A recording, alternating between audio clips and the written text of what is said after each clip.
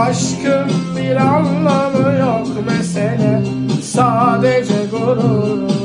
Ayrılık bizi vursa da tek çıkar yoldur.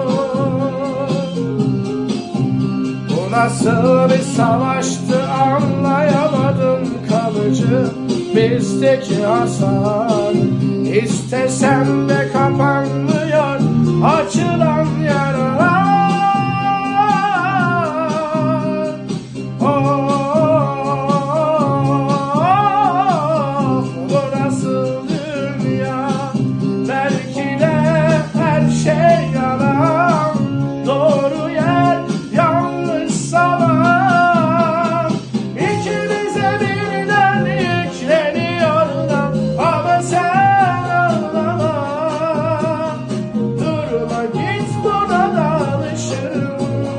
Olmasan